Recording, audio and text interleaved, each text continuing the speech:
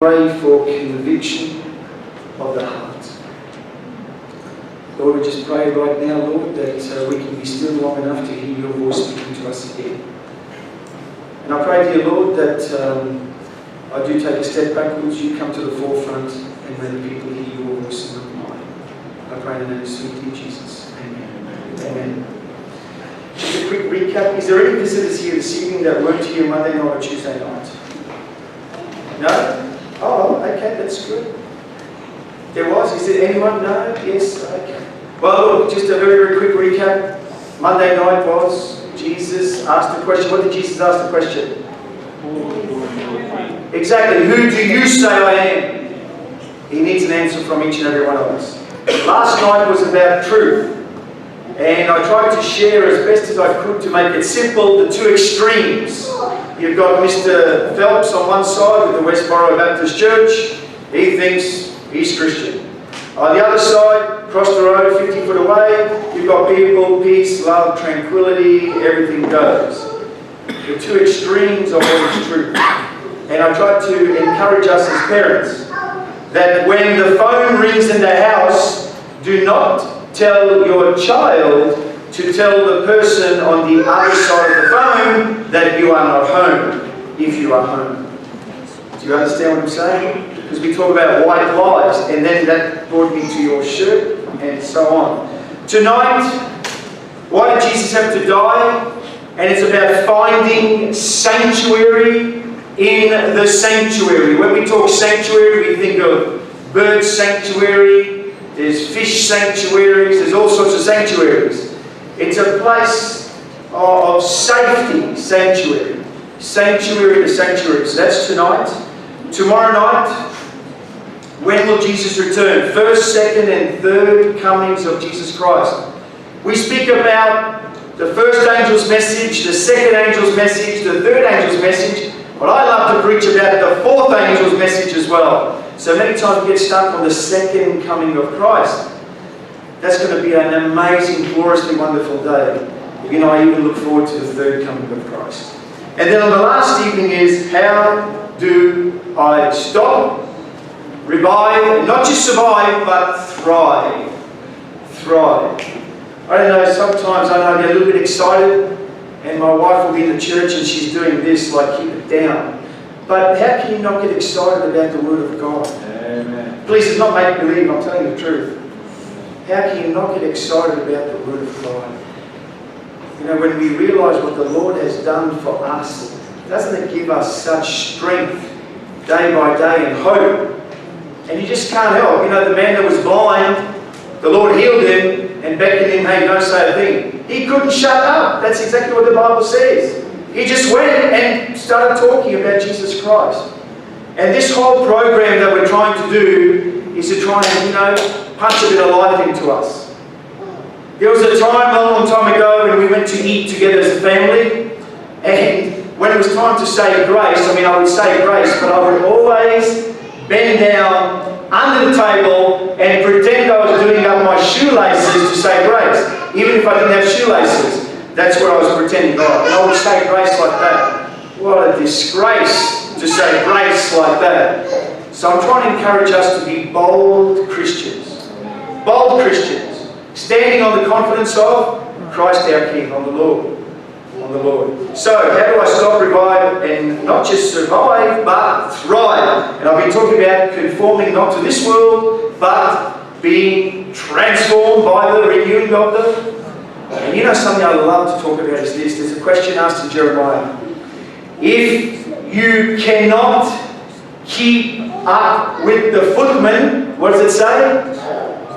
It says, how will you contend with the horses? So people, if you think times are tough at the moment, and you can't keep up with the footmen, well, think again. You need to be encouraged, and you will be able to keep up with the you can keep up with the horses. After I'm finished with you on Friday night, you'll be running with the horses. Running with the horses. Let us pray. Lord God, Heavenly Father, Lord, we just pray, thank you, dear Lord, for each and every person again that's come here this evening. And I pray, dear Lord, again, that my lips will be touched with coals of fire from the throne of God, people. Please give me clarity of mind, clarity of speech, and open up hearts here in front of you. I pray in the name of Jesus. Amen. Amen. Okay, let's be honest. Have we ever thought to ourselves, it's not fair? Yes. Thank you. There's one honest person. Thank you, Brother Freddie. And my little sister's being honest here as well. We've thought, oh, it's not fair. It's not fair. Have you ever envied anything? Yes. Yeah, we have. You know, I love that. And I wish I was like him, man. Look what's happening to that person. Oh, I wish I was this and that. And it happens in our humanness. Many times we want the grass on the other side of the fence. I remember very clearly watching something on TV. It was a young fellow, self-made millionaire.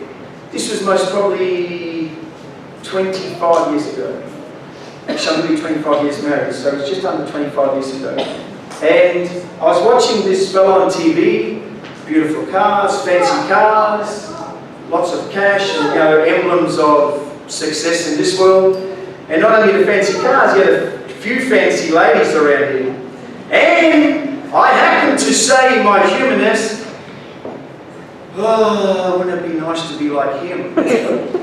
And then a voice, the same voice that gave me a hard time over you last night, came from behind and said, think about some person in Ethiopia looking at you. Would they not think that you are the multi-millionaire? And I was all of a sudden very contented here. But it's the truth, isn't it? Let's go in our Bibles, please, to Psalm 73. We're going to lead to the sanctuary, but we're going to go there in a little different way. So Psalm 73. Now, is there anyone that needs a Bible? If there's anyone that needs a Bible, I'm sure we can send someone into the church and pick up some Bibles. It would be sad if someone, okay, you've all got Bibles? Good. Psalm 73. A psalm of Asaph. Some people think that David wrote this psalm. I'm not going to get into that argument, whether it was David or Asaph. Asaph was part of the choir of David. And it says here, he's starting with an admission. Truly God is good to Israel. Psalm 73 verse 1. Truly God is good to Israel, even to such as are of a clean heart. He's up on the mountaintop thinking about this, I think.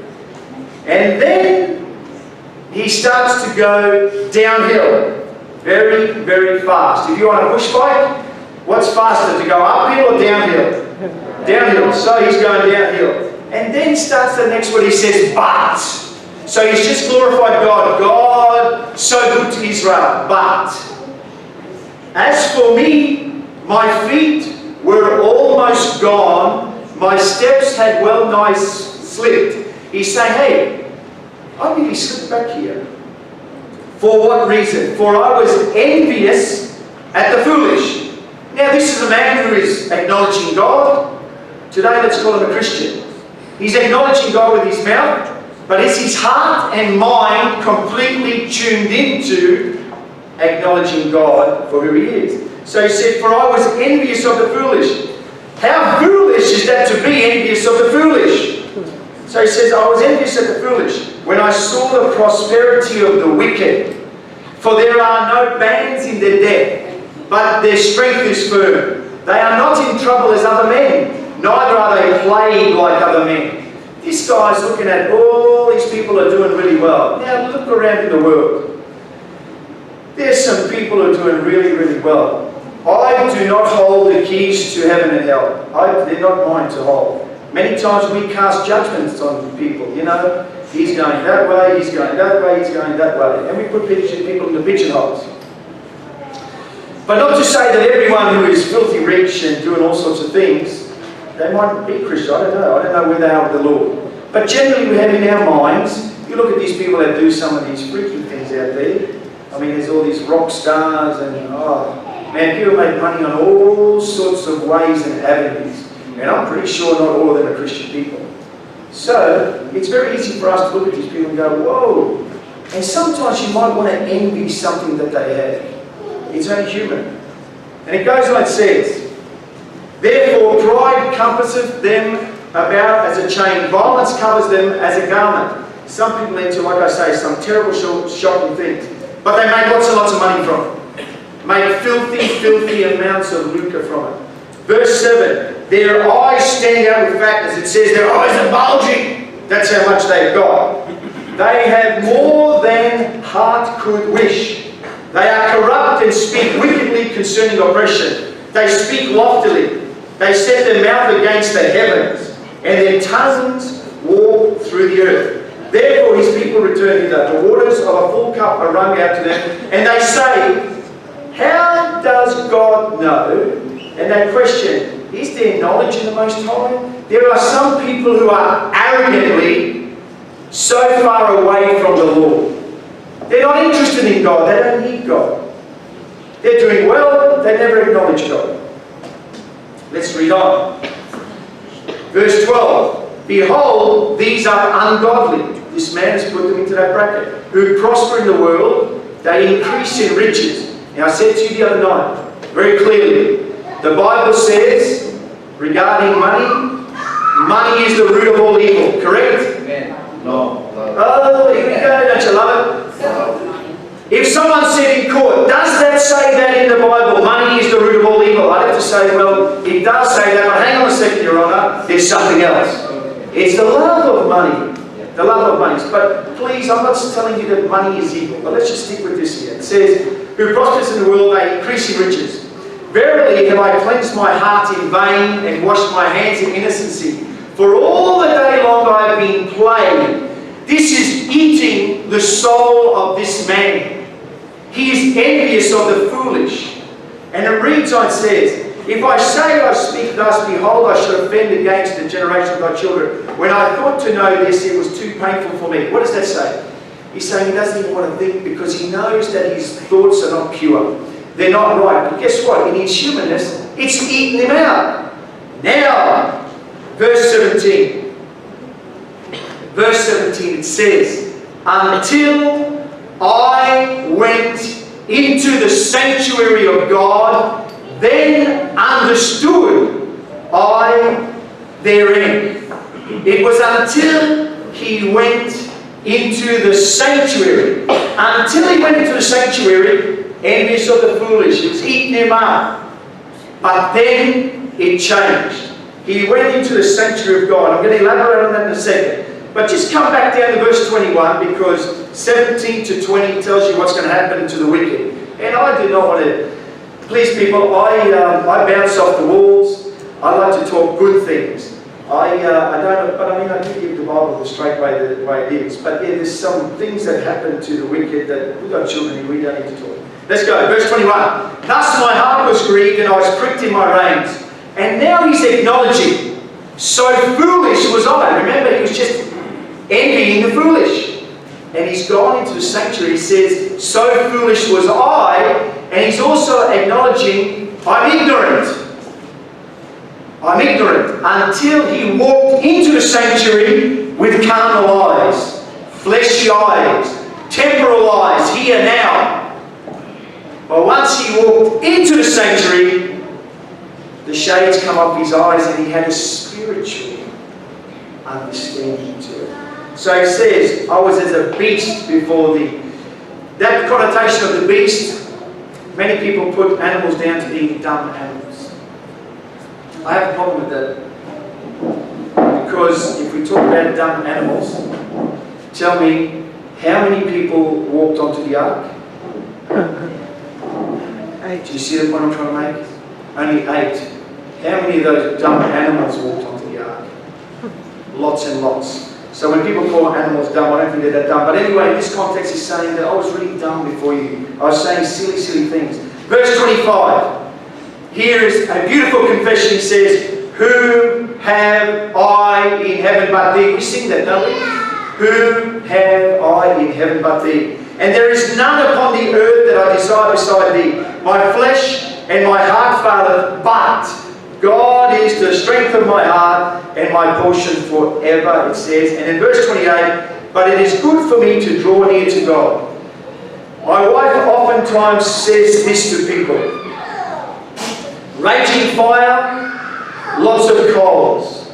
You take one coal from the fire with some tongs, hot, red, burning, and you put that coal out by itself. What happens to that coal? Very quickly, what happens? It fades out. But you pick up that coal and put it back into the fire, what happens? Just as quick as it went out, she starts up again, people. So until he went into the sanctuary.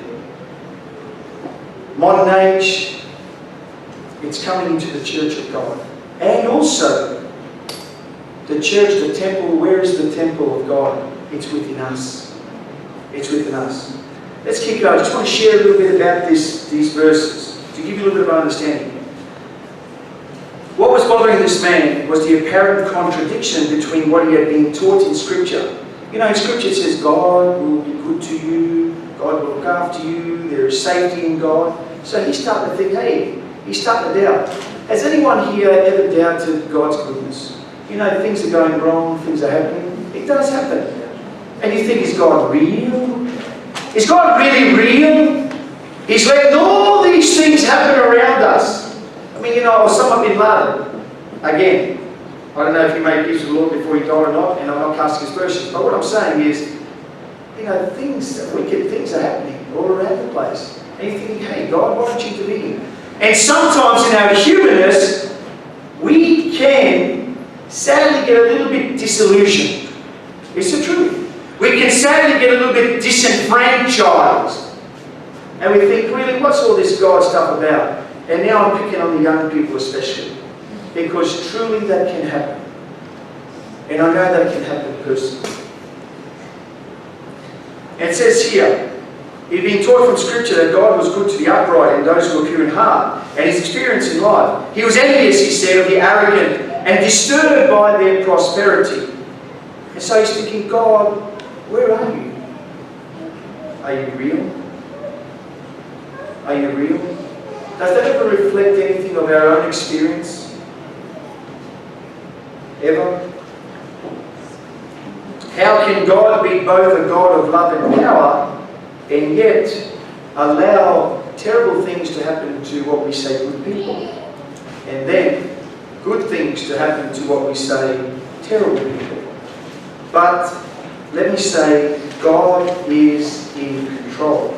Because until we look at the big picture, if somebody wrote a letter to me and there was 3 pages to the letter, first page, second page, third page, and I walked along and I dropped that letter somewhere and someone came behind me and picked up the letter, but all he could find was the middle page. Do you think he would get the whole picture of what was contained in the letter by just reading the middle page? Don't you think he needs to see the start and the beginning? We get so caught up sometimes, people, on today. God is in control. And something I'd like to talk about is ladies' patchwork quilt. You know, we throw the stuff away that we make the patchwork quilt out of sometimes, don't we? That's what the patchwork quilt is.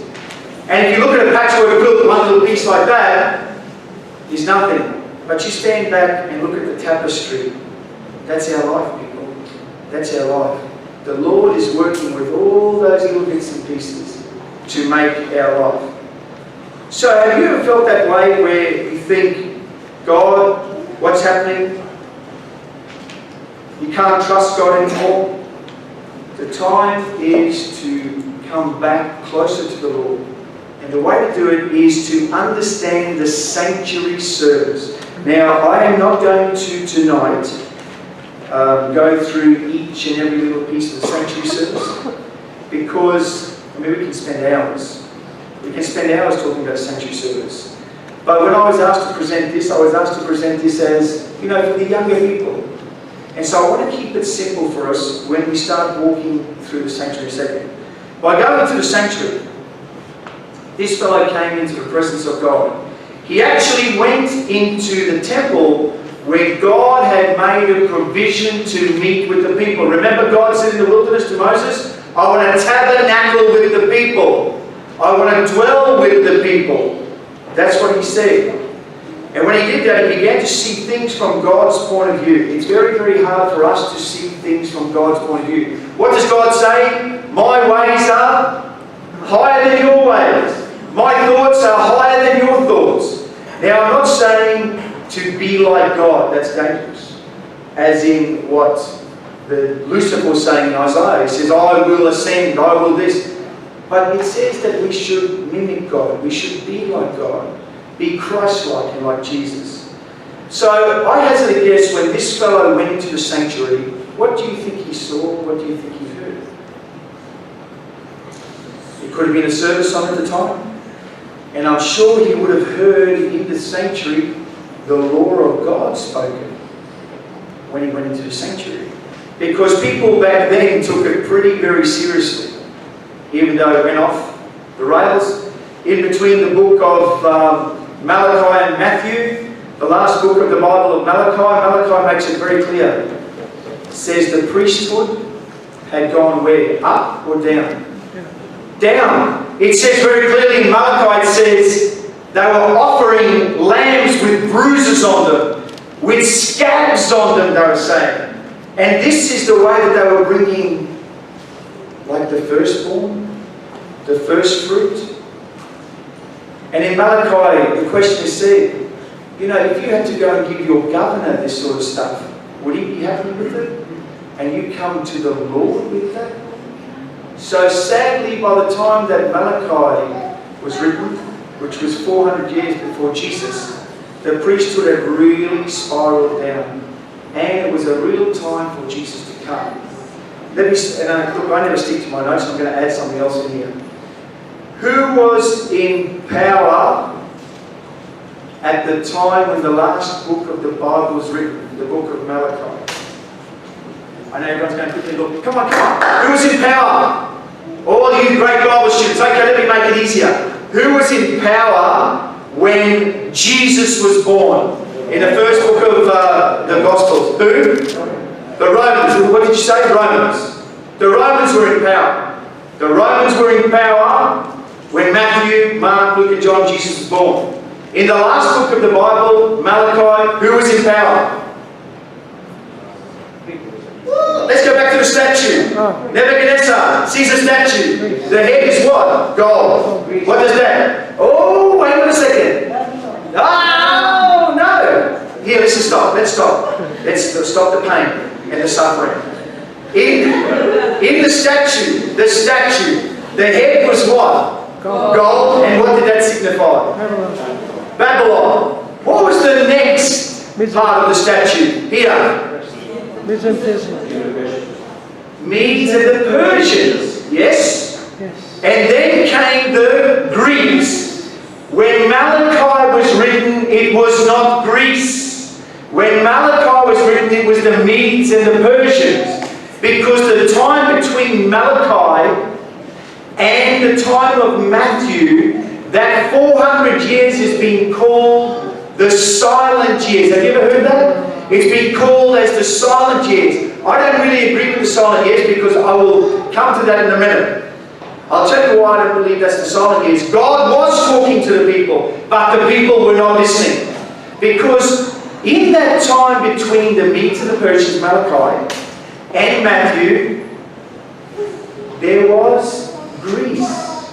Medes and Persians, when Malachi was written, please don't ever forget this, because this is really, really important. And when Matthew was written, it was the Romans. And in between, there was no scripture written there. That's why they call it the silent years. But do you know who was in power? It was the Greeks. Let me tell you about the Greeks. Any Greeks in here? My son's about to marry a Greek. Lucky she's not here. But it's the truth. The Greeks were in power. Now you know what the Greeks were about. This is where I believe lay-by shopping came from, ladies. The Greeks were about here and now. The Greeks were about eat, drink, and be merry. The Greeks were about arts, and physics, and science, and music, and all the other things, all those cultural things. That's what the Greeks were about. And do you know what the Greeks brought into Jerusalem? I haven't got time to share that tonight. Oh, I'd love to share that. but I won't. But you know what the Greeks brought into Jerusalem? Gymnasiums. Oh, hang on a second.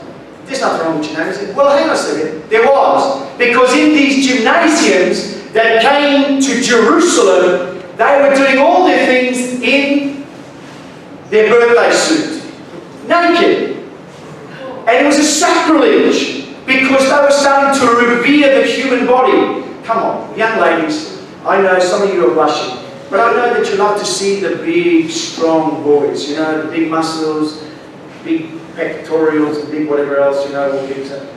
But that's where the people were getting off on. And then please, listen, I'm trying to tell you the truth here.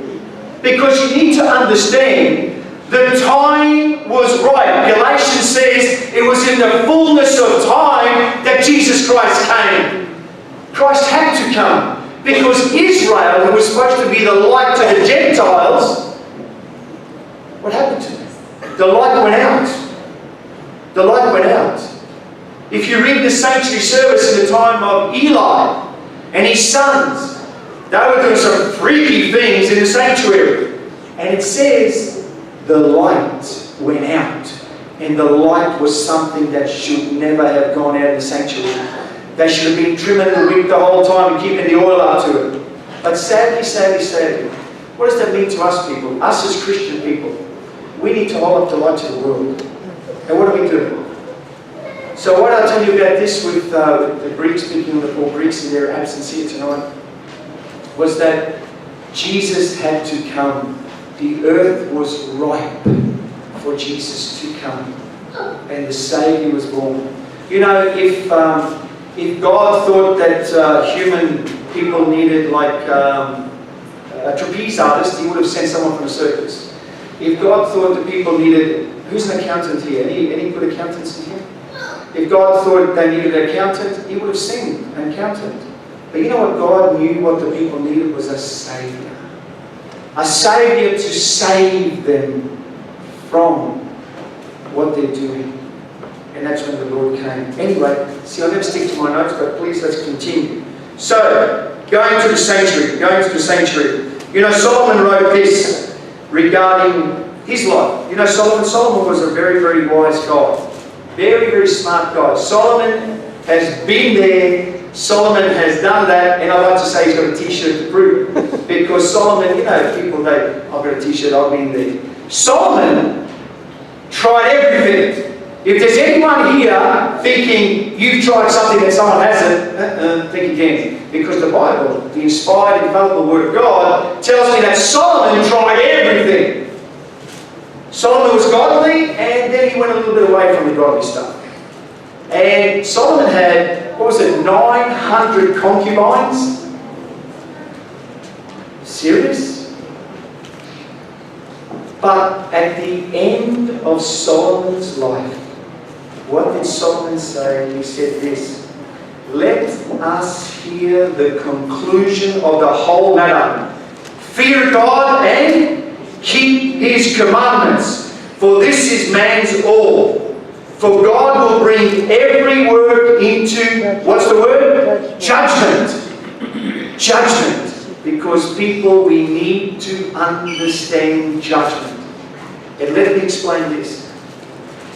Actually, let me just finish the verse and then we'll talk about judgment. It says, for God will bring every work into judgment, including every secret thing. Oh yes, we think we got away with it because no one saw it. But He says every secret thing will be brought. And then it says whether it's good or evil. Let me talk about judgment very, very quickly, because it's all to do with the sanctuary service. And I'm giving you the very juiced down, condensed, simple understanding. Has anyone driven along the road and all of a sudden you see a police car behind you? What do? Come on, be honest. Slow down. Slow down. Why? Even if you're not speeding, you hit the brake. I've done that many times. I see a police car, whether I'm doing 60 in a 40, whether I'm doing 60 in a 60, I will hit the brake. Because, why? I'm scared of them. They're going to pinch me for something. But do you know that sadly that people see that when it comes to the judgment? You know, it says in Revelation, as the saints ask, how long, Lord? How long till the judgment?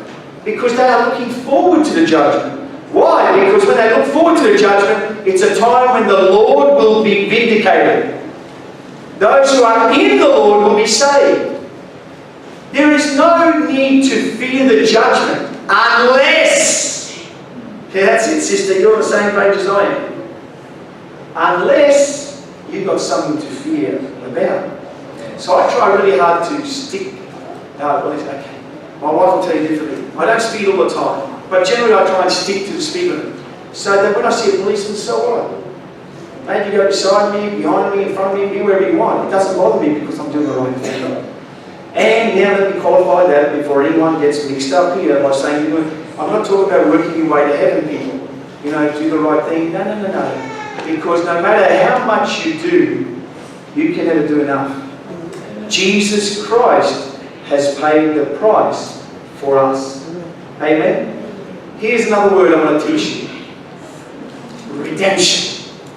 Does anyone understand the complexity and the enormity of the word redemption? Let me give you, when the Lord spoke, and when the Greeks spoke, and when the Hebrews spoke, and when the Aramaic spoke, they spoke in word pictures. I'm not trying to offend anyone from the English language, but we have a boring language. A boring language because we say it like this. We'll say, glasses. Where the Greeks would say, it is an instrument by which you can fix to your head, and when you look through it, it magnifies it so much that it gives you some sort of clarity of, can you hear what I'm saying? That's the way the Bible spoke. It didn't just use one word. That word redemption, for us to understand redemption, me as a husband and me as a father, understanding that redemption the way I'm going to explain to you, I hope this never leaves your mind, to understand the price that Jesus Christ paid for us. Now picture this. Back in Jesus Christ's time and before, people used to be sold as common livestock, you know, as cattle, and as sheep, and as horses. And if someone was being sold as a slave, it would not be unusual for a man to stand in front of the people who've cashed up and come to buy a slave today, for a man to stand there and to have his wife next to him, and he might have 2 daughters on that side, and he might have 3 sons on that side. But guess what? They would be all naked. Because when the man who was cashed up with the money in his pocket came to buy a slave, he bought the slave on the attributes of the outside of the slave. They would lift the arms up, have a look, see if there's any marks. You know, they looked all around the place. Now tell me, husbands, how would you feel if you were standing there and about to be sold? And hey, you might not get sold altogether. Some guy might think, hey, I just want you, and someone else wants the rest of your family. So how would you feel? Can you understand what I'm trying to say? That there is the price of redemption that Jesus Christ paid for us. The humiliation that He suffered on the cross for us to buy us back. That's redemption. That's redemption. That's redemption. Let's keep going. Do you understand redemption? I hope so. Because when the slaves were sold, it wasn't a pretty sight. It was a very, very sad, terrible thing when families were split apart. But just to think of the humiliation of a man standing there. Christ has brought us back. We are twice His. First by creation, and secondly by being redeemed by Christ.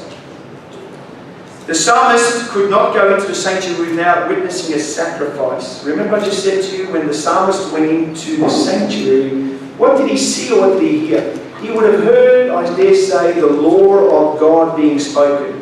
But then, very well, he may have seen a sacrifice taking place. And why do I say that? Because in Psalm 73, 17 it says, until I went into the sanctuary of God, then I understood their, what does it say? Their end. their end. He would have seen, I believe, a sacrificial offering taking place. And you imagine that. How was the sacrifices to take place? What was to be sacrificed, people? Tell me. Was the intention that on the way to the temple you stop past the butcher shop and buy a lamb? No, that was not the intention. If you look through history where that came in and all the money changes, that's another story in itself. But to make it simpler for people, Mr. Arturo man had a couple of sheep out there, you know, ready for sale. So people were rushing to the temple and they picked up a lamb. Was that the way to come to the sacrificial service? No. Tell me, has anyone got any pets here? Who's got a nice pet dog? Charlie. I know you've got Charlie. My little niece has got Charlie. She loves Charlie. Charlie's a part of it. Now, the whole idea of the sacrificial system was this. You get a lamb, you get a little Charlie from a young age. You look after Charlie, you feed Charlie, maintain Charlie, look after Charlie and all that, and then comes the day for the sacrifice. Tara, I'm looking at you now, darling, because I'm thinking of Charlie. Who's that? That's not nice, that's your dog. So, when the time came to offer up the lamb that you have been rearing for the last 6, 7, 8 months, would that be a good feeling? To take that little lamb that you fed, the lamb knew where the food was, it would come to the master, come next to you, it was friendly, and now you have to take that lamb to be sacrificed. That lesson was to teach the people the enormity of sin. Little Charlie, if that's the lamb's name, Charlie, was innocent. But Charlie was taken to the altar to be sacrificed. And when, there's children here, so I won't be too graphic. But when the animal was being sacrificed, you know, and you're making eye contact, that animal was innocent, wasn't it? And it paid the price. So can you see the picture of what happened in the sanctuary? Let me just keep going. Let me keep going. So he saw the knife lifted up, and whatever happened, I won't be too graphic. And he knew that he was preserved because of a substitute. Oh, there's another word. Substitute. Jesus Christ was our substitute. Tell me who in the Bible can really put their hand up and say, whoa, I know that Christ was my substitute. In the Bible. Barabbas. Think of Barabbas. Barabbas is in the prison and he's starting to hear, Barabbas. He doesn't know that the question was asked, who do you want, Jesus or Barabbas? You know, who am I going to free? Barabbas didn't know that, but Barabbas thought, oh, my time is up here. And the prison warden came down, opened up the jail cell, and he says, Barabbas, come with me. And Barabbas would have been thinking, it's over. Finito la musica, passata la festa. But what happened? Barabbas was set free. And Jesus Christ took his place. Can you see how Barabbas would have understood the substitution that day? Do we ever really understand that Jesus was our substitute? Did Jesus hang on the cross for his sins or for our sins? It's for our sins he hung on the cross. Jesus was our substitute. Let me keep going. Let me keep going. And at that time when the man came into the sanctuary, saw the lamb, what happened, then he understood the end. And you know what the end was then? He realized, hey guys, for the wicked, that's the end. And really, understanding the sacrificial system, if the man who was wicked didn't come and offer up and repent, his end was going to be the same as the lamb. Finished. Because in the Bible, let's turn the Bibles, I want to give you a quick Bible verse, Hebrews 10, oh, I've got to really quicken up here, I've got so much to share. Hebrews 10, 26. Has anyone got a plane to catch tonight? No? Okay, there's no school, so you can't blame school tomorrow. Okay, Hebrews 10, let's go to Hebrews, the book of Hebrews. And Hebrews was in my Bible this morning. Here it is. Hebrews, book of Hebrews, Hebrews 10. I want you to read this. Are you coming back? Hebrews 10. Are we there? Hebrews 10, Hebrews 10:26.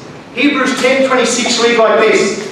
For if we sin willfully, after that we have received the knowledge of the truth, what does it say? There remains no more what? Sacrifice for our sins. Do you understand? That's Jesus Christ. Christ has died for each and every one of us. But for those people who do not grasp the gift, Christ has died in vain for them. Christ has died in vain. They'll be numbered on the wrong side of the ledger, people. And the ledger being the walls of the New Jerusalem. Keep reading on. Verse 27, I must read this. It reads here, but for those people there will be a certain fearful looking of the judgment and fiery passion which shall devour them.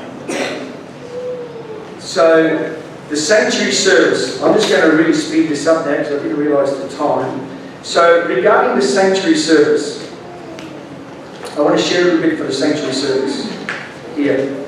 Christ's death and resurrection. The sanctuary service actually, is this on? Yeah. Oh, happened automatically. Thus, in the ministration of the tabernacle and of the temple that afterwards took its place, the people were taught each day the great truths relative to Christ's death and ministration. And once a year, on the Day of Atonement, I'm trying to give you a simple version here, once a year their minds were carried forward to the closing events of the great controversy between Christ and Satan, the final purification of the universe from sin and sinners.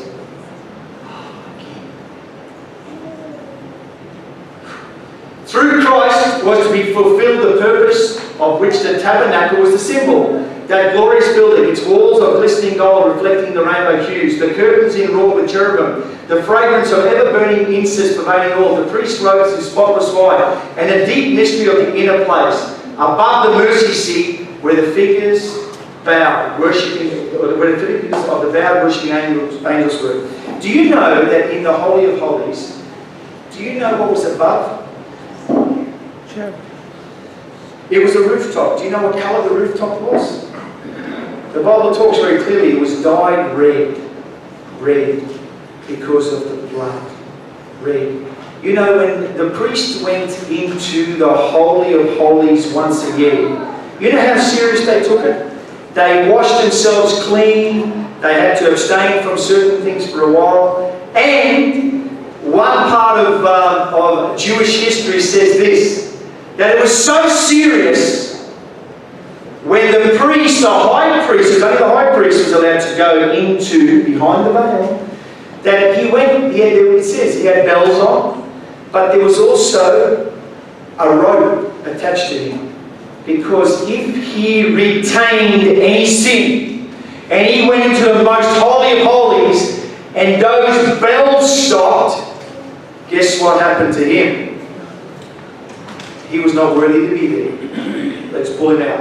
I don't know if that's ever happened, but that is one part of history that said that that's how serious they took when they came in front of God into the sanctuary. So the sanctuary service was daily offerings as they came through, and then once a year was the Day of Atonement. In all, God desired His people to read His purpose for the human soul. It was the same purpose long afterwards set forth by the Apostle Paul, speaking of the Holy Spirit. Know ye not that you are the temple of God? Didn't I say that to you before? You are the temple of God, people. The Passover time is gone. We don't go now offering lambs and bullocks and doves and all that sort of stuff anymore, because Jesus Christ takes the place for us once and for all now. Know ye not that you are the temple of God, and the Spirit of God dwells in you? If any man defile the temple of God, him shall God destroy. For the temple of God is holy, which temple ye are. Psalm 96, honour and majesty are before Him. Strength and beauty are in His way. The sanctuary is important, people. We need to come to know and understand the sanctuary service. From the creation and fall of man to the present time, there has been a continual unfolding of the plan of God for redemption through Christ of the fallen race. The tabernacle and temple of God on earth were patterned after the original heaven. Around the sanctuary, solemn services mystically gathered to bring truths which were to be developed through the succeeding generations. Let me just keep ripping on here. Christ's death and resurrection from the grave lie at the very heart of the plan of salvation. Calvary was God's final answer to man's human predicament. Christ's sacrifice is described as once and for all. Once and for all.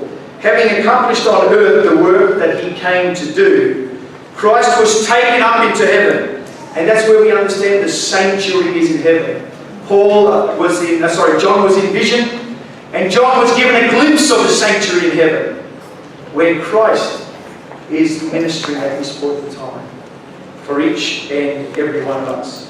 For this reason, the study of the sanctuary and its services not only clarifies the meaning of the rituals followed, but it sheds light on the heavenly ministry of Jesus Christ.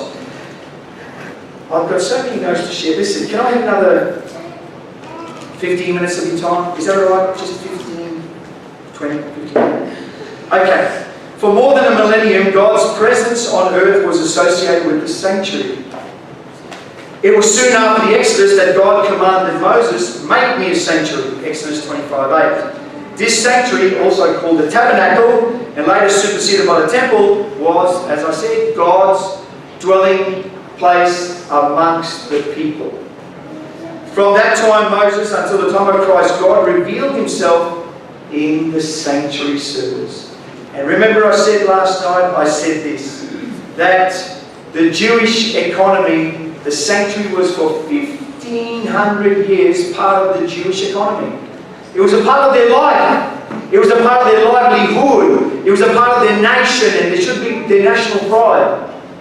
But they missed the Lamb of God who came to take the sins of the world. The Jews missed him. They didn't understand what it was about. You know, most people understand that when Adam and Eve sinned in the garden, they were separated from God and lost. But did God still provide for them? Let's go in our Bibles to Genesis. Let's go in our Bibles to Genesis. Very, very quickly, Genesis 2. I'm going to start at Genesis 2. And actually, I'm going to go to Genesis 3. Where are we? Let me just quickly catch up here. No, Genesis. Genesis, Adam and Eve. We're going Adam and Eve, and the Lord planted the garden eastward. The Lord said, "Hey, don't eat from that particular tree." Genesis 3. Let's go Genesis 3. Now the serpent was more subtle than any beast of the field, and we know what happened with the serpent and with Eve. Was Adam deceived or not? If you read your Bible, people get a little bit mixed up with this. Eve was deceived. Adam went in there knowing, hey, this ain't right, but he stuck with Eve. And the Bible makes that very, very clear. Eve was deceived. Adam, he went in when he should have gone, hang on a second, Eve, hold on, look what you've done. Let me go and talk to God about this. But he didn't. Ellen White elaborates on that beautifully. It's quite an enlightenment, what Ellen White says about that. Anyway, let's go to verse 21. Verse 21. And it says, "Unto Adam and his wife did the Lord God make coats of skin and clothe them." Stop there for a second.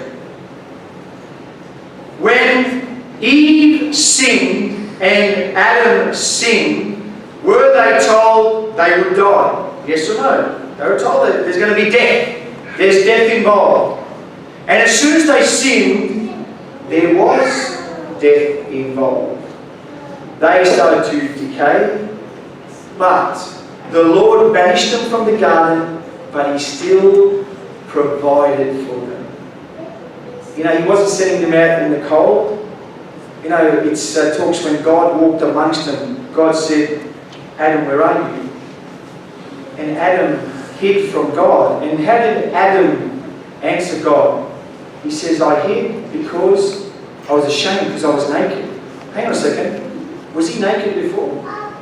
He was very naked before as well, before he sinned. But now all of a sudden, and I actually preach a sermon called Fig Leaves versus Christ's Righteousness.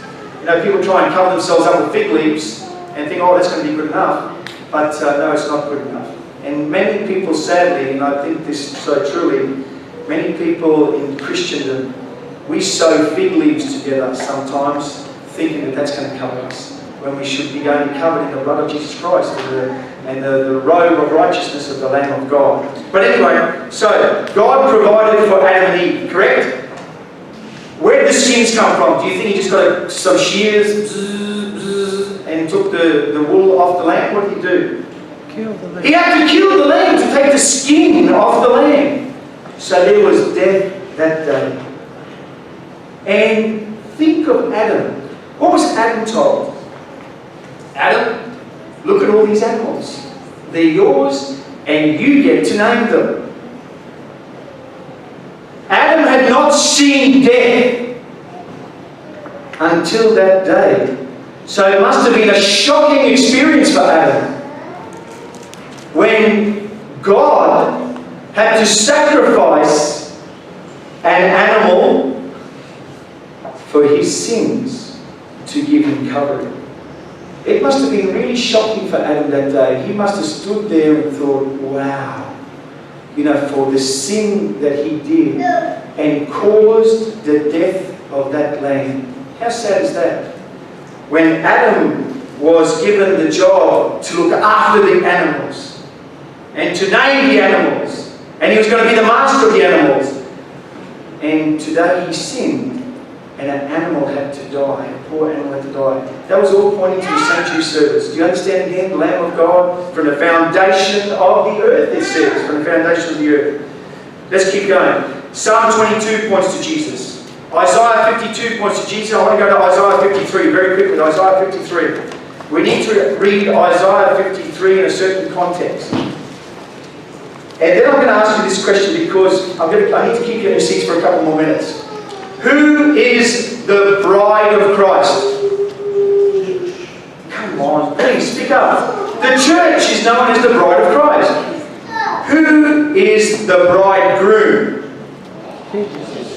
Jesus, very good, we're doing well. There is the marriage supper of the Lamb, very good. Now let's answer this next one. We've got a bride, we've got a bridegroom. We've got the marriage supper. When did Jesus propose to his church? Do you want to know when he proposed? Let me share a few more things. I'm going to get there in a second. Come to Isaiah 53. Isaiah 53. This is like 60 minutes, you know, to advertise a really good thing on TV, but that's always the last one. Make sure you watch it all. Isaiah 53. Come on, are we going here in our Bibles? Isaiah 53. Isaiah 53. In Isaiah 52, it reads like this very simply, verse 7. How beautiful upon the mountains are the feet of him that bringeth good tidings, that publisheth peace, that bringeth good tidings of good, that publisheth salvation. Now, Isaiah 53. Are we there yet? Isaiah 53. Isaiah 53 reads like this. Are we there? Yes? Yes? Are we there? Yeah. Okay, please, let's follow along. Let's pray for a moment. Lord God, Heavenly Father, Lord, I just pray to you, Lord, right now, as we do draw to a conclusion. We've got a little bit more to go through. But I pray that the eyelids don't get too heavy, dear Lord. I pray that if the head is going to move downwards, it's only in adoration to you, dear Lord. Please wake up the people, wake up their souls. That's what this is all about, dear Lord. And I'm trying hard, dear Lord, in your spirit, dear Lord, to be able to encourage my brothers and sisters here tonight. Please be with us for this little bit longer, Lord, and may the people be with us. We pray in the name of Jesus. Amen. Isaiah 53. Isaiah 53 reads like this from verse 1. Who hath believed our report, and to whom is the arm of the Lord revealed? Verse 2. For he shall grow up before him as a tender plant, and as a root out of dry ground. He had no form nor comeliness, and when we shall see him, there is no beauty that we should desire him. Full stop. Hang on. This is talking about Jesus, people. I picture Jesus as a strong man. But the Bible doesn't tell me that Jesus was so ravishingly handsome that everyone just flocked around him the whole time. That was not the idea, because that would be the wrong reason people come to Jesus. So the Bible tells me, it says there very, very clearly, it says, there was no beauty that we should desire him. He is despised and rejected of men. His own people rejected him. And he's a man of sorrows. In the garden, remember, there were sweats of blood that were coming from his skin. It says he was exceedingly sorrowful. He's a man of sorrows and acquainted with grief. And we hid it as we were from our faces. He was despised and we esteemed him not. Keep reading. Surely he had borne our griefs and carried our sorrows. Yet we did esteem him stricken, smitten of God, and afflicted. But he was wounded for what, people? We need to take ownership here. You know, that's why when people read Psalm 23, my son learned Psalm 23 with Lisa Salt. Cobbler is her surname now. She taught my son, when he was 6 years old, Psalm 23, word by word. Did my son understand it? We can teach a cockatoo to speak as well. But you know, when we talk about Psalm 23, the Lord is my what? But he's my shepherd. That's personal. The Lord is my shepherd, I shall not want. When we read this, people, we need to put this very much in first person. When we read it, it says here, surely he had borne our griefs. Replace that for my grief. So as you're reading it, read it along. It says, surely he had borne my griefs and carried my sorrows. Yet we did esteem him stricken, smitten of God. But he was wounded for what? For my transgressions. That's how we should be reading it. He was bruised for my iniquities. The chastisement of my peace was upon him. And with his stripes, what does it say? I am healed. Can you understand what I'm trying to do here, people? We read and we gloss over. People do speed reading. And I think that's how people read the Bible sometimes, really, really quickly. And they don't take it in. When we read the Bible, we need to put us in the Bible. And to say Jesus died for my brother Chochi here is true. But guess what? You know what's more important for me? Not that he died for him, that he died for me. We need to own this, people. We need to own this. So it reads on quickly, very, very quickly. It says here, he was wounded for my transgressions, he was bruised for my iniquities. Reads on verse 6, and we like sheep have all gone astray. Yes or no? And I know, you people know those people in the church that think they're perfect. Do you know anyone who thinks they're perfect? No? Oh, well, good on you. But some people think they've got it all together. And, yes, anyway. I think they need to put the nose back into the Bible. So, it says, all like sheep have gone astray, and we have turned everyone his own way. And the Lord had laid on him the iniquity of us all. He was oppressed, he was afflicted. Can you get the picture? The Lamb took it all. Okay, fast forward, Luke 2. Come on, we're going to close up very shortly. Luke 2. Matthew, Mark, and Luke. Matthew, Mark, and Luke. I hope you're learning something here tonight, people. I know I speak very, very quickly. I put a lot into it, but you need to get, something out of this tonight. Luke 2. Are we there? Luke 2. Luke 2. Luke 2. Luke 2 covers the birth of Jesus Christ. Verse 21. Jesus is presented in the temple. And when 8 days were accomplished for the circumcising of the child, his name was called Jesus. He was so named of the angel before he was conceived. We know that. He was told he was going to be called Jesus. Keep going on. Now, verse 25. Are we there? Verse 25. Please follow along here. And behold, there was a man in Jerusalem whose name was what? Simeon. And the same man was a just man, a devout man. And what was he doing? What does the Bible say? It says he was waiting for the consolation of Israel. This guy knew his Bible. This guy knew the scriptures. And it says he was waiting for the consolation of Israel, and the Holy Ghost was upon him. The Holy Spirit was speaking to him. People, do you want the Holy Spirit to work in your life? You need to connect with Lord. You know, you can have the biggest battery in your car. But if the terminal is something not well, and it's not connected, you can sit there all day, blah, blah, blah, blah, blah, blah, blah, blah, trying to start it.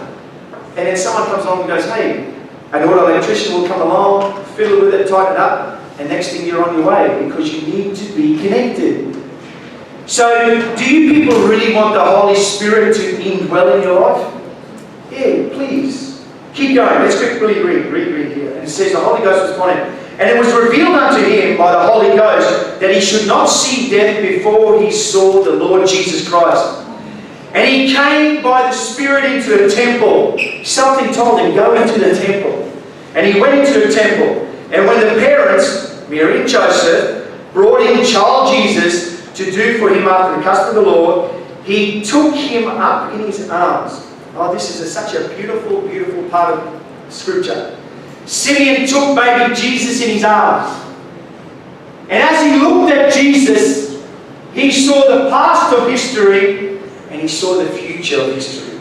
Because this man was so tuned into his Scriptures. And it says here, he took baby Jesus in his arms and he said to God, now God, let your servant die. Let him depart now in peace. Who wants to die in peace? I want to die in peace.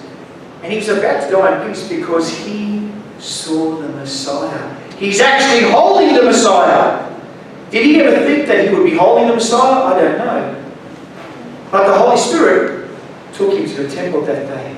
And he recognized the Messiah as much as John in his mother's tummy at 6 months of age leapt in the womb, it says, because Jesus was coming close.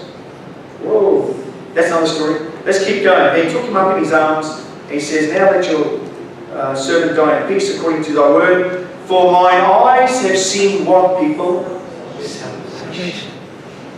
Mine eyes have seen salvation, which thou hast prepared before the face of all the people, a light to lighten the Gentiles and the glory of Israel. Keep going. Let's keep going. And Joseph and his mother marveled at those things which were spoken.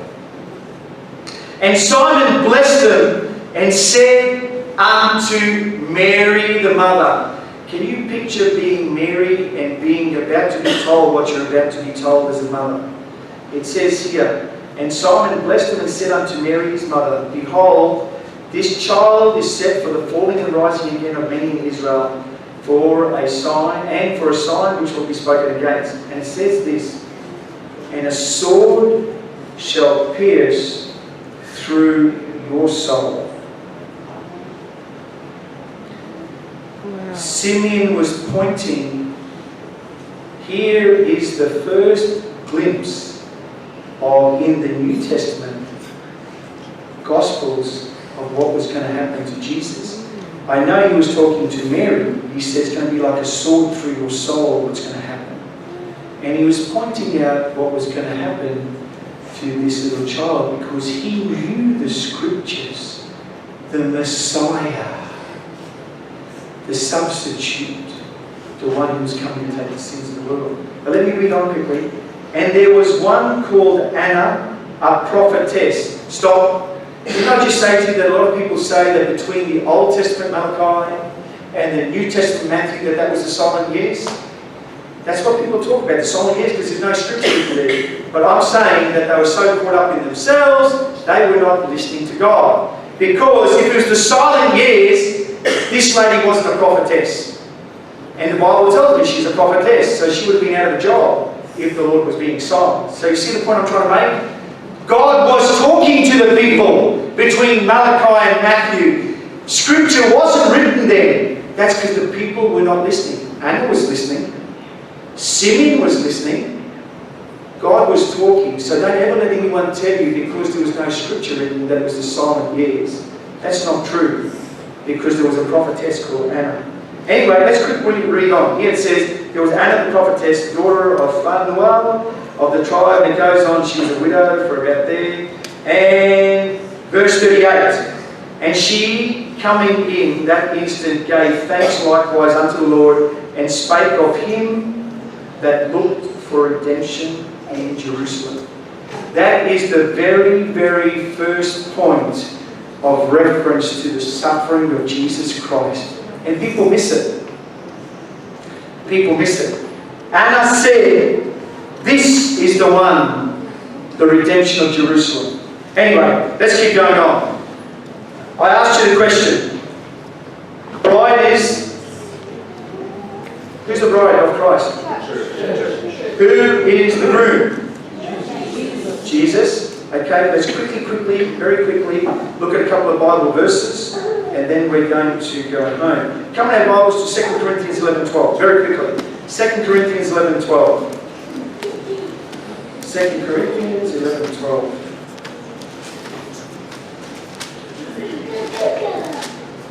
2 Corinthians 11:12 reads like this.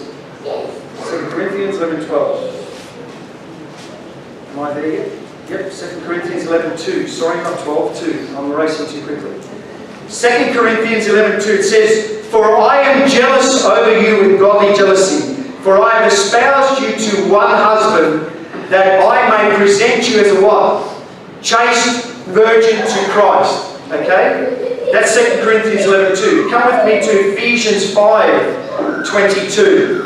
Ephesians 5:22. You know, I was hoping that everyone would bring their Bibles here tonight, because I had a little whisper last night, "Oh, you know, Arturo, you didn't give us too much Bible, and we should have more Bible tonight." Ephesians 5:22. Ephesians 5:22. Ephesians 5:22 reads like this. "Wives, submit yourselves unto your own husbands as unto the Lord. For the husband is the head of the wife, even as Christ is the head of the church, and he is the Saviour of the body. Therefore, as the church is subject unto Christ, let so the wives be unto their own husbands." Now, don't read that wrong, like so many people want to abuse their wives and rule by fear and intimidation. That's not what the Bible is saying. That's not what the Bible is saying. Not at all. Husbands, it says, love your wives even as Christ has loved the church. Now stop there for a second. God so loved the world that he gave us his only begotten Son, that whomsoever shall believe in him shall not perish. Correct? Now, do not ever add anything to Scripture or take anything away. Do you understand? That's not good.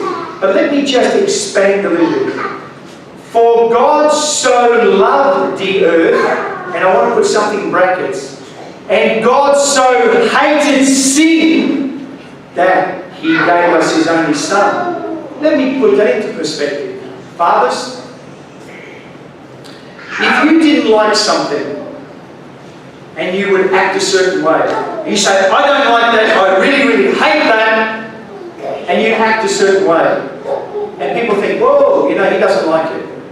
But if you sacrificed your son, your only son, to show people how much you hate it, does that give a little bit more context? Hey guys, it really, really does. He is so serious. Can you imagine God, his only son, looking down and seeing how his son was treated on the cross? That's how much God loved us. But hang on, stop. That's how much God hated sin. He wanted to emphasize to us how much he deplores sin, that he gave us his son. I have one son. There would be nothing on this earth that I would give my son for. Nothing at all. Because I would go myself first. Do you understand? I would stop my son from being hurt or from being killed. I would say, "No, son, I love you that much. You stay here, I'm going." But God wanted to emphasize to us how much he hated sin, that he sent his son in his place. Do you get the picture? Let's keep reading. Coming our Bibles to Revelation 19, and I'm going to give you the punchline very, very shortly. Revelation 19. Revelation 19, you know, we talk about bride and bridegroom, but sometimes we don't even know where to find it. Revelation 19, Revelation 19, Revelation 19:7. Revelation 19:7 in my Bible reads this: "Let us be glad and rejoice and give honour to him, for the marriage of the Lamb is come, and his wife had made herself ready. And to her was granted that she should be arrayed in fine linen, clean and white, for the fine linen is righteousness of the saints." Verse 9, it says, "And he saith unto me, Write, Blessed are they which are called to the marriage supper of" what? The Lamb. This is very, very profound. The marriage supper of the Lamb. Come to Revelation 21, verse 1 and verse 2. "And I saw a new heaven and a new earth, for the first heaven and the first earth were passed away, and there was no more sea. And I saw the holy city, New Jerusalem, coming down from God out of heaven, prepared as a bride adorned for a husband." And verse 9 reads, "And there came unto me one of the 7 angels which had 7 vials full of the 7 last plagues, and talked to me, saying, Come hither, I will show you the bride and the Lamb's wife." Now, when did Jesus propose? The answer is in Matthew 26. Come in your Bibles to Matthew 26. In Matthew 26, before Jesus departed, Jesus said to his disciples, "I desire to share the Passover with you." What was the Passover pointing to, people? The Passover was the Passover in the Exodus time. What happened in the Exodus time? What were they told to do? They were told to kill the lamb. They were told to eat the lamb. And what had to happen to the blood? The blood was on the doorposts and the lintel, but not on the threshold. Do you understand that? So that the blood of Jesus was not trampled underfoot. Now, if you understand prophecy and you go into Daniel about the desolation and all these other powers that have come in to pull all the sanctuary service apart, you will understand the trampling, because there's been an effort to trample all that away. People think you can come to Jesus by doing all sorts of things. There's only one way to come to Jesus, is with a clean, penitent heart, on your knees and repenting. There is no more person to be an intervener. It's Jesus Christ. Going into a box and kneeling down, and I used to do that very often because I come from a certain background.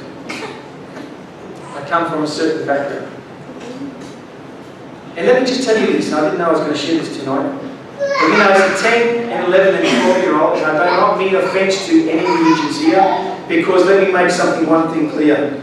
When I preach the Word of God, the Lord says very clearly, I have flocks from many, sheep from many other flocks. Yes or no? Sheep from other folds. And I never ever stand up and kick the life out of any particular religion. And that's true, because that's dangerous ground. Ellen White cautioned the people who were publishing books to tone it down when they were talking about certain religions. She's made it clear, there really great controversy, and it's very, very clear what's happening out there. But we're talking about systems. There are good people everywhere. Do we believe that? There are good people everywhere. There are people out there at the moment worshipping in other churches. And you know what it talks about, that when the shaking comes, certain will be shaken out and others will be shaken in. Others will be shaken in. Amen. So, I lost where I was going, but anyway, I was talking about, well, let's keep coming back. I'm sharing so much, I try and put so much information into everything. What was I saying? Forgive me, it's getting late. Oh yes, confession. Thank you, someone's listening. Praise God. Here, I was a 10-year-old boy, 11-year-old boy, 12-year-old boy, and I used to go to confession once a month. And I knew how to say, down on the knees, the little door would open. And the fellow who was sitting in the box was never supposed to look at you, because he's not, supposed to identify you. And I shared something as a 12-year-old boy, and he looked at me and he said, "What?" And look, it's a story for another time, but I I cast judgment, and I actually carried out judgment on a particular person that I thought had sinned and needed my judgment as a 12-year-old. And there was a half a brick involved, but anyway, that's another story for another time because I repented, and that's all history. But I'm trying to tell you this because, listen, I take the Word of God seriously. You know that, don't you? Very seriously. But I'm trying to appeal to you people. So now listen, I'm in the confession box. And I just told him what I've done, and he said, what?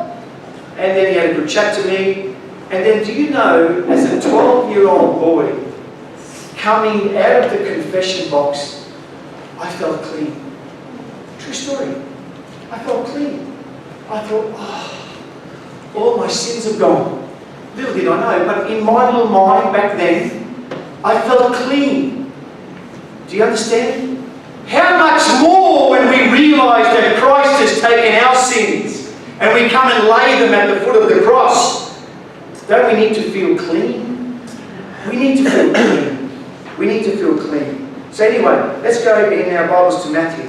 Matthew 26, very, very quickly, and this is truly the last verse I'm going to share with you people tonight, because I'm going to tell you when Jesus Christ proposed. Matthew 26, the Last Supper.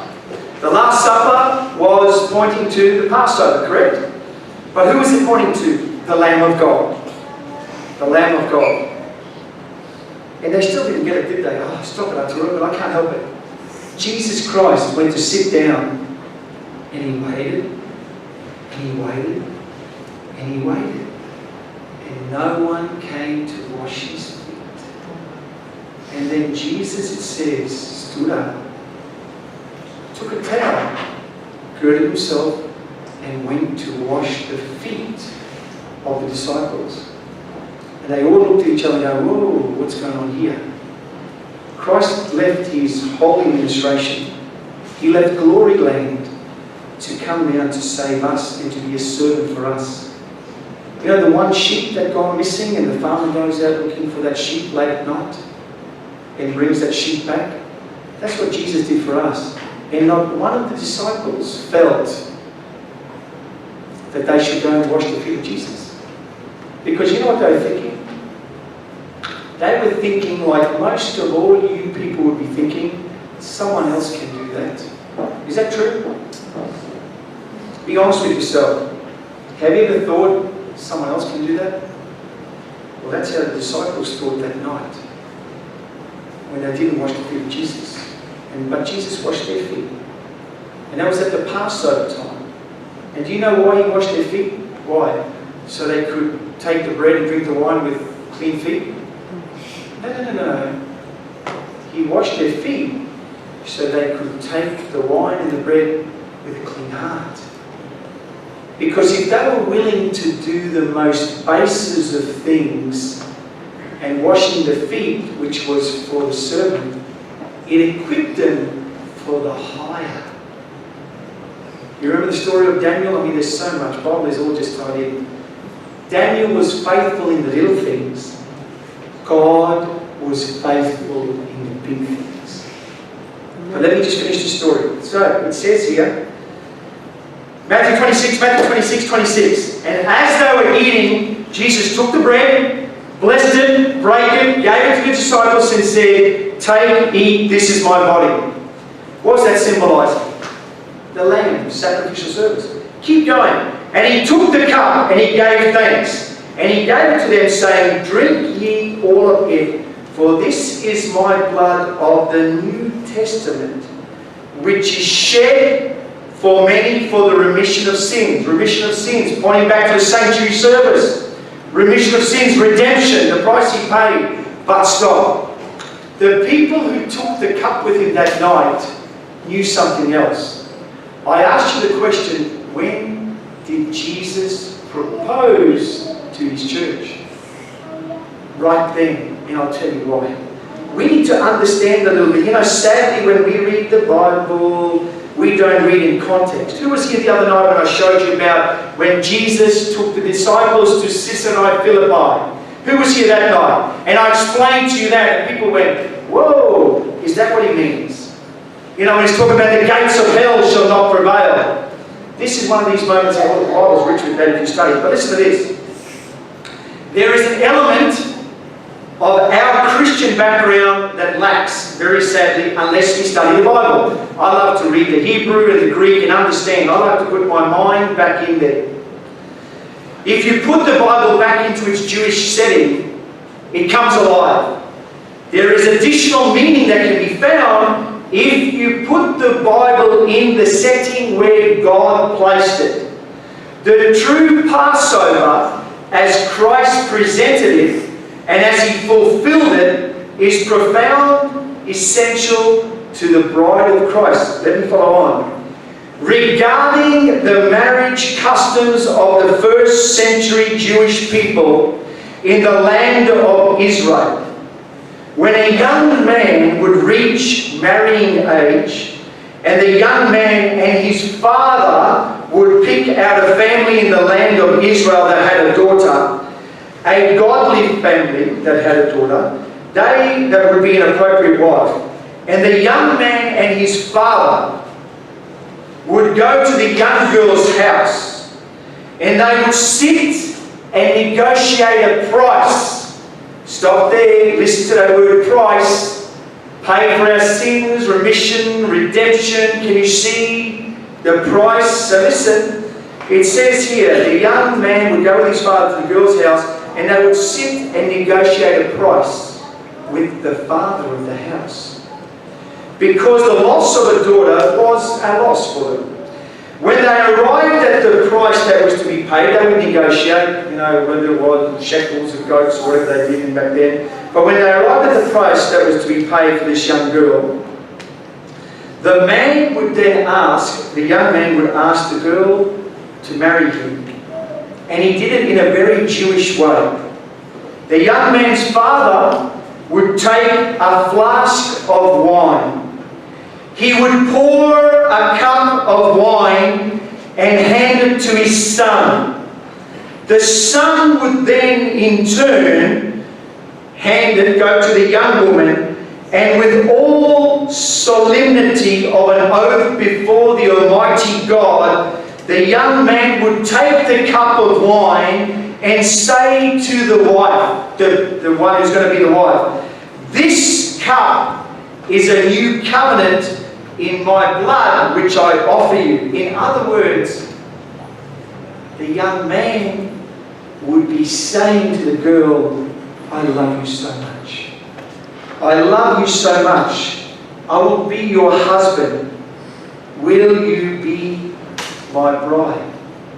At the Last Supper, with his collection of Jewish disciples who knew how the Passover went, since they were old enough to think, suddenly in the middle of the Passover, completely out of place, Jesus, on his way to pay the bride price with his own blood, turns to the disciples with the cup, and he says, "I love you. Will you be my bride?" Remember, I shared with you when Jesus said, "Who do you say I am?" And it says, "Peter, on this rock I will establish my church, which is my bride." Can you see how the Bible all fits together when you study the Word? Line upon line, precept upon precept. Jesus, when he took that cup in the last Passover, was echoing the words of God. God so loved the world that he gave them his Son, that whosoever should believe on him shall not perish but have what? People, I hope you've learned something tonight. I hope you've learned a few things tonight. I know I do talk a lot, but I try to, we've only got this little bit of time together, and I try and feed the sheep. That's what the Lord told me to do, feed the sheep. I don't want anyone to leave here hungry, you understand? Everyone needs to leave here full. Are you full tonight? Amen. Let us pray. Lord God, Heavenly Father, Lord, I know I've taken up enough of these people's time, Lord. But Lord, I just pray that the people will realise how much you're wanting to talk to each and every one of us. And out of the 186 hours in a week, Lord, to give a couple of hours to you, Lord, I think it's a very small sacrifice when we think of the sacrifice that your Son made for us. So, dear Lord, lock us into your care. I just pray as the people leave from this place, Lord, that the people will dwell on what they've heard here tonight just as much as you want to dwell with them.